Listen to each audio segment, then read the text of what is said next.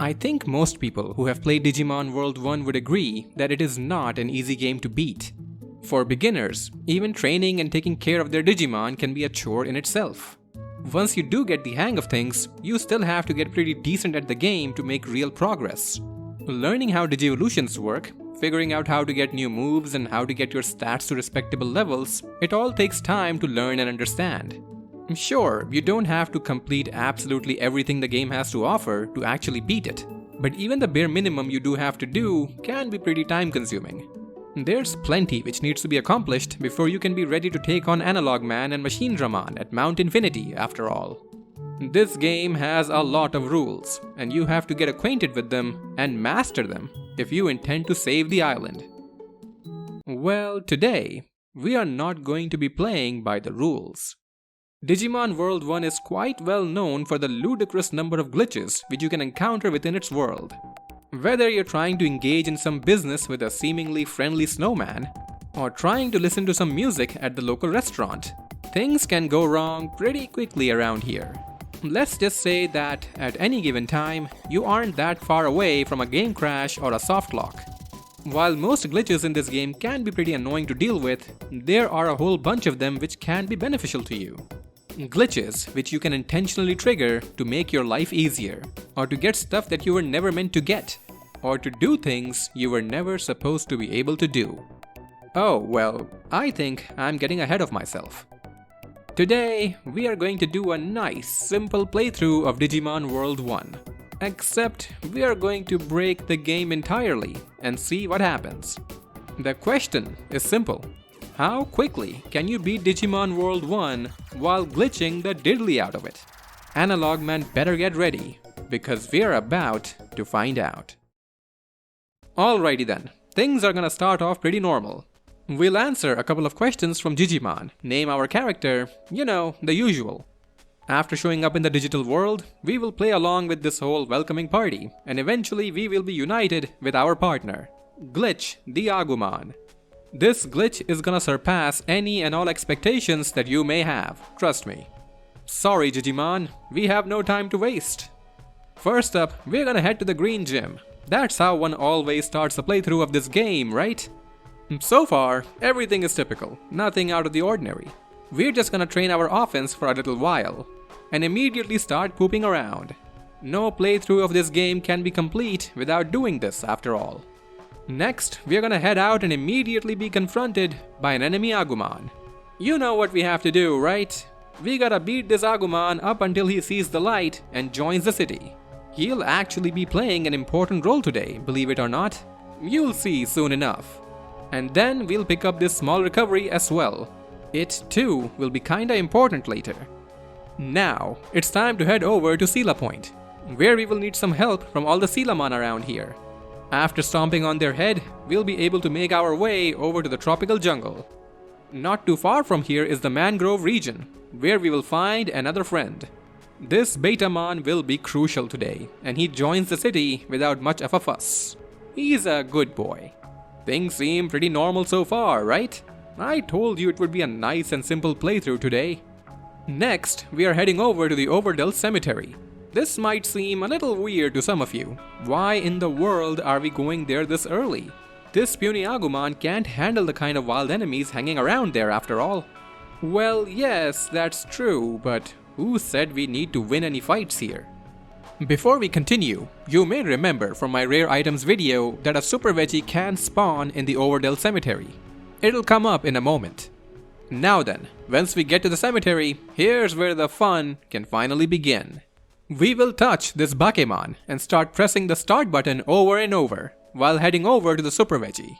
I went back and forth between the Overdell and Overdell Cemetery until one spawned before I did this. As we touch it, what's this? The dialogue box for Bakemon pops up, even though we aren't talking to him. This is what we'll call the text storage glitch. So what happened here? Well, we bumped into Bakemon, which started a delayed interaction. By mashing the start button, we delayed the interaction further, and by touching the Super Veggie, we essentially caused a glitch with the text box, keeping it on screen. I am not a super technical guy, so I don't completely understand why this happens. But I don't need to, cause I can still make use of this glitch. After that, we essentially skip recruiting Bakemon by making the right choices for that, and then pick up the Super Veggie a second time, which keeps that text box on screen. This glitch is the first step. Let's proceed. After leaving the cemetery, we will immediately run into the Dark Razamon standing guard outside. Of course, we have no hope of beating them here, but that's the point. We need our Agumon to get his butt kicked. While it happens, I'll open the inventory menu and move the small recovery I picked up earlier to the bottom left spot. This needs to be done for an upcoming glitch. While we are doing this, the Agumon gets thrashed and loses one of its 3 lives. You'll notice that a text box is still on screen. So far, so good. After waking up at Digimon's house, we go through the usual dialogue and head out into the city. Our next stop is the Betamon shop in town. And the stuff that is about to happen will require some finesse and precision, just so you know. After arriving at this screen, we'll talk to the Betamon once over the counter to get the initial dialogue out of the way. And now, it's time for our next trick.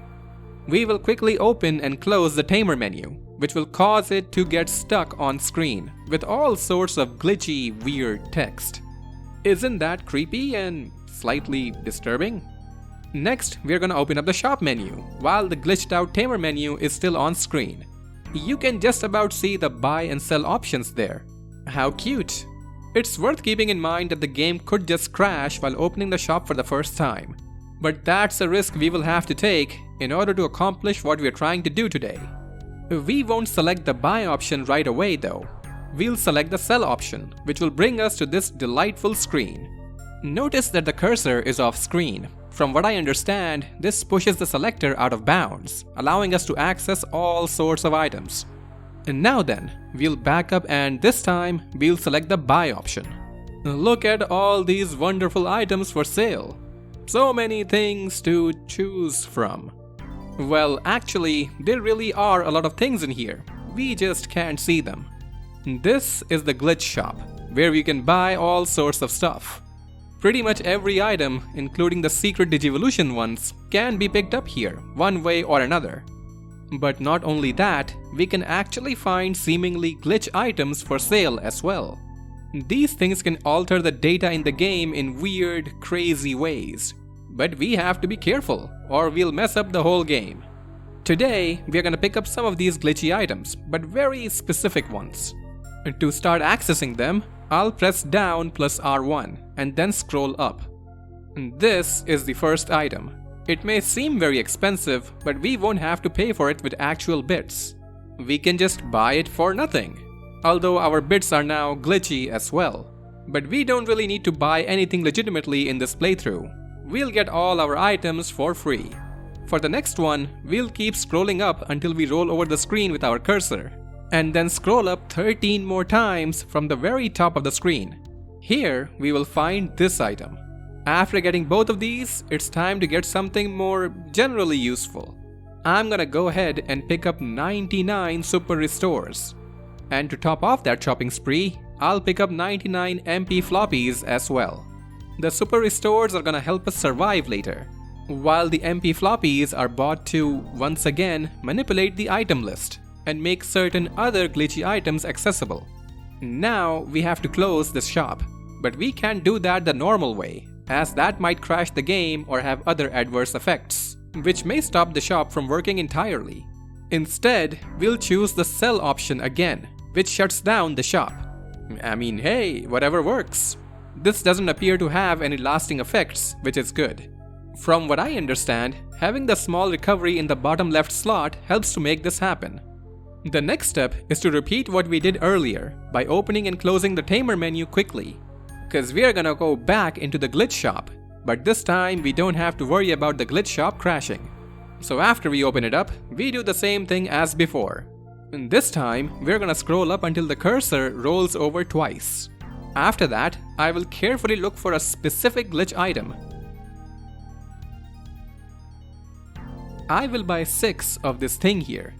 With that done, it's time to close this shop again, the same way as before by using the sell option. Before leaving the screen though, I'll open the inventory for a brief moment and then close it to clear the shop box stuff on screen. If I don't do this, it may make the rest of the process impossible. Now, it's time to head over to the item bank, headed by that Agumon we beat up earlier. We need his services to really glitch things up around here. On this trip to the item bank, we will deposit these two glitch items. These items pretty much allow us to access the items we really want, which we'll do in a moment. That means it's time to head back to that Betamon and the glitch shop. Trust me, this is all gonna be worth it in the end. Now that we're back here, it's time for round 3 of the glitch shop. This time around, we are looking for 2 items. For the first one, we'll buy 66 of this particular thing. And for the second one, we'll buy 4 of these. I'll tell you what these items will do later. It'll be more fun if you see it first before I explain things. But that's not all. You see, this was the 3rd time we opened the glitch shop, right? Although we don't need to buy any other glitch items, we do need to open and close the glitch shop 3 more times in order to complete the process. When you've opened the glitch shop a total of 6 times, the game decides that it's had enough of your meddling and stops letting you access it anymore. Before the last time though, I'll open up the inventory and take the glitch item that you see here and move it to the bottom left slot. This is very important, as this item, when moved to this spot before opening and closing the last glitch shop, messes with our tiny, pitiful looking Agumon. But not in a bad way, no. You'll see what I mean later. For the last glitch shop, you'll notice that we can't force close it with the sell option anymore. Instead, this time, selecting the buy option is going to close the shop. But things still look pretty glitchy on screen, right? To fix that, we'll talk to the Betamon directly instead of over the counter. This clears up the text box glitches and we can proceed unharmed. It's time to head to the item bank one more time and deposit the glitch items we acquired earlier. And with that done, the process is complete. We are ready to go. Where will we go now, you may be wondering. Are we going to the drill tunnel? Maybe we'll go find that Palmon to improve the meat farm. No, you silly monkey. I know it's still the very first day, but I think we are ready to go to Mount Infinity. Because the pathway is now open. What? How? Why? You may be asking. The answer is yes. Now, we do have to be careful around here. We can't just run into all these crazy wild enemies. So we're gonna have to be stealthy and clever and maneuver around them. And this isn't easy, especially if you have butterfingers like I do. But you'll have to figure out a way to manage it like I did. Did you see that movement? How cool was that? The second floor is a lot easier to navigate around. You just have to stay calm and be patient. The only real issue is around here, because you have to go right through the Spidomon and Garurumon. But with enough practice, it's actually quite easy. Floor 3 is, again, not too bad. This roaming Rockmon is easy to dodge, and the trio of Pidomon look threatening, but you only really have to hug the left side to avoid them all. Just follow what I did and you'll be fine. For the next floor, you gotta be moving before the screen even shows up, otherwise you'll be ambushed by the wild enemies here. But once you do, the path to the next floor is easy enough. The 5th floor is not too difficult to get through. I almost got caught by our Millimon here, but I just about made it. Phew. Now, the next floor is gonna be interesting, don't you think? It's the floor where we fight Devimon, right? How is our weak, sleep-deprived and hungry Agumon gonna take him on? Well, what if we didn't have to take him on at all? Oh, what is this? Where is the Devimon? Well, remember the items we got during our last trip to the glitch shop? They helped to open up Mount Infinity and get rid of Devimon so he doesn't become a problem for us. Pretty cool, right? But that's not all they did. For the moment though, we gotta navigate around these Vermillimon. We gotta be clever, cause they're gonna hone in on us if we mess up. And after that, we have to dance around the Pidomon trio here. We gotta be nimble-footed, or they'll get us. The next one is pretty tough. We have to get this Rockman out of his spot, move close and then run away to open up the space behind him. And then we gotta do the same for this Rockman too. I almost messed it up after I got him out of position, but I just about made it in the end. The next floor is super easy, no issues at all. The floor after that only has a Pidoman that can be an issue, but it's easier to dodge him compared to the Rockman from not too long ago. This one almost got me too, but I was fast enough to make it to the portal. And this is the floor with the very tough Megadramon fight, who we will beat through pacifism by not fighting at all. Yes, Megadramon has also been skipped, so we can just go to the next floor. And look here, no Metal Greymon either. Yeah, that glitch which helped us to get rid of Devimon did the same for the other two bosses as well. Isn't that really cute? And just like that, we are on the final floor, where we will meet our destiny after a long, grueling journey which took about half a day of in-game time or something. I mean, hey, the protagonist has more important things to do, so he's trying to wrap this up quick. I'm sure even Analog Man is perplexed. Like, hey, how in the world did you get here so quick? With a weak-ass Agumon no less. But he'll soon realize that he's going up against the real Hacker Man. And here he is, big ol' Machine Ramon. Our Agumon has only beaten the weakest enemy in the game, and now he is up against the strongest. How in the world are we gonna win this? Well, I'll show you. The fight starts as you would expect, with Agumon getting whacked in about 3 seconds. But that's why we have all those super recoveries for. It ain't gonna be that easy to put this little guy down. Agumon does put up a bit of offense by interrupting a couple of attacks, but then gets electrocuted for his efforts. But we've got plenty of recoveries, so I'm not too bothered by Agumon getting smacked around like a ragdoll. That was to be expected. I'm sure you're thinking, oh, is that how this whole fight is going to be? Just item spamming while chipping away with a bit of damage? Or until Machine Ramon gets tired of kicking our glitch around and gives up? No. We have a secret move. The power of friendship. Glitch the Agumon and I may not have been around each other for a very long time, but we've developed a bond.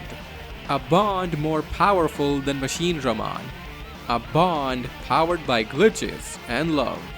Analog Man ain't ready for what's about to happen, as Glitch the Agumon gets ready to power up his finishing move.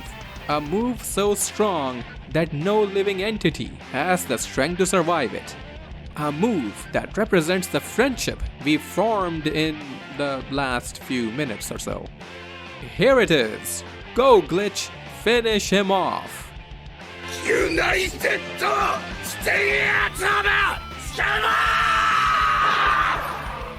Farewell, Machine Ramon. It is all ogre now. Now, was that something special or what? Remember that glitch item we swapped with the small recovery? Yeah, that essentially altered the offense power of this Agumon and made it reach impossible levels. The normal attack that our glitch had access to didn't really show his full strength. Agumon's true power could be reflected by the finisher, however. In my testing, it only works once for some reason, which is why I had to run away from all the other fights. But hey, it only needs to work once. The blazing heart of justice has triumphed over the great evil. Analog Man must have been embarrassed by this. His whole scheme was beaten by a kid who kinda treated this whole journey as an after-school extracurricular activity for the day. He saved the island and will still be back home before dinner time. If I was Analog Man, I would just give up. But yes, there you go. We broke the game and beat it in about 15 minutes or so, if you get really efficient at doing everything. I know this for a fact because a speedrunner named Raiko has a run timed at 13 minutes and 29 seconds using this method. Although, of course, he is way faster at it than I am. There are plenty of more glitches in Digimon World 1. Some are fun to see and some of them are legitimately insane. Maybe I'll cover a few more of them soon. I hope you all enjoyed the riveting yet remarkably short story of Glitch the Agumon. The power of friendship has saved the island, although I'm not sure what happens afterwards. I do hope that the glitches didn't do irreparable damage in the long run, but who knows. If you did enjoy the video, don't forget to smash the like button and subscribe to the channel if you haven't already. And if you would like to support us directly, feel free to do so on our Patreon. As for the community challenge for this week, here are the individuals who succeeded in figuring it out. Very nicely done, everyone. You've all got the power of friendship in you. And now, it's time for a shout out to the people who keep the lights on around here. Thank you, Chaos Untold, Vanilla, Maxer5000, Blake CN1, and the newest member, Spider President, for supporting this channel. And here's a fancy thank you from McTivil, a true friend of the channel. Your friendship and support is greatly appreciated, McTivil. And of course, there is the big man himself, the Ultra Chad Stephen Ford. Thank you, Stephen, for keeping the spirit of nerdhood alive. You are awesome. Well, that's all I have for you today. Don't forget to be careful if you try any of these glitches at home. In general, I would avoid checking out the Digimon menu while you're glitching things out. You may not like what you find.